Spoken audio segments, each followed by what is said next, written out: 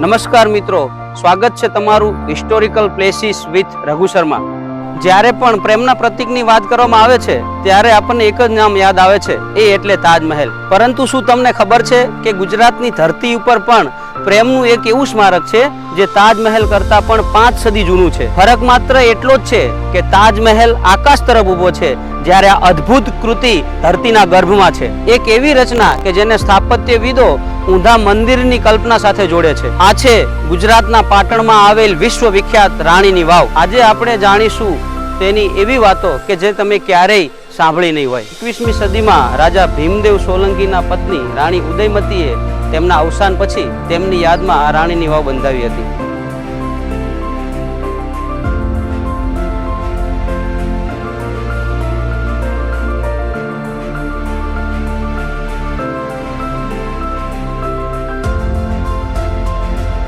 આથી ઘણા લોકો રાણીની વાવને પ્રેમ અને સમર્પણનું પ્રતીક માને છે, પરંતુ આ માત્ર પ્રેમનું પ્રતીક નથી, આ પાણીનું એક સ્ત્રોત પણ હતું, આધ્યાત્મિક અનુભૂતિનું કેન્દ્ર પણ હતું।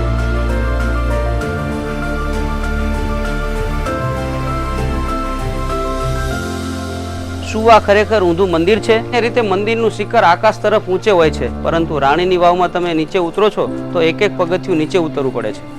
દરેક સ્તરે વધુ સુંદર શિલ્પો, કોતરણી અને સ્થાપત્ય આપણને શાંતિનો અનુભવ કરાવે છે। આ કારણે ઘણા સ્થાપત્ય નિષ્ણાતો તેને ભૂગર્ભ મંદિર જેવી રચના તરીકે વર્ણવે છે, જાણે માણસ ધરતીના ગર્ભમાં ઉતરીને આધ્યાત્મિક યાત્રા કરતો હોય।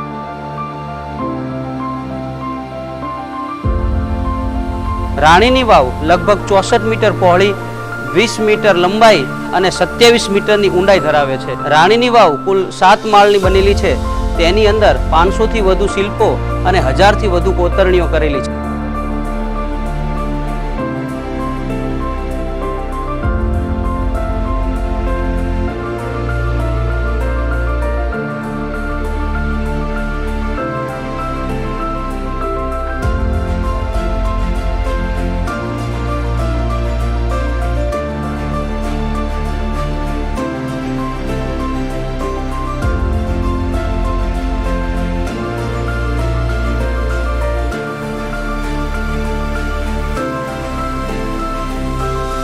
વર્ષ 2014માં યુનેસ્કો દ્વારા આ વાવને વર્લ્ડ હેરિટેજનો દરજ્જો આપ્યો છે, અને આ જ વર્ષે ભારતીય રિઝર્વ બેન્કે તેને ₹100ની નોટ ઉપર સ્થાન આપ્યું છે, જે તેની ઐતિહાસિક મહત્વને દર્શાવે છે।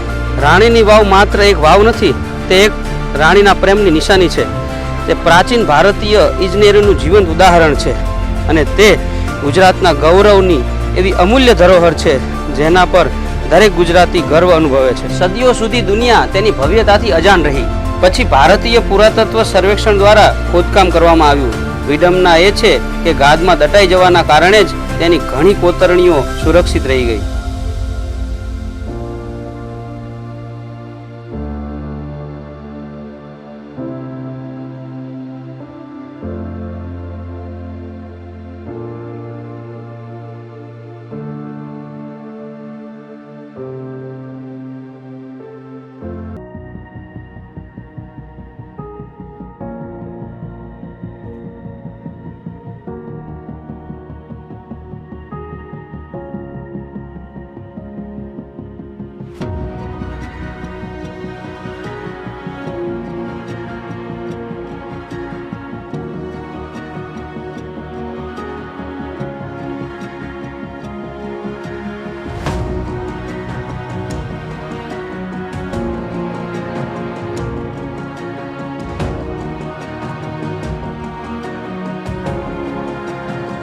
અને આગળ કયા ઐતિહાસિક સ્થળની મુલાકાત લેવી છે તે કોમેન્ટમાં જરૂર જણાવજો।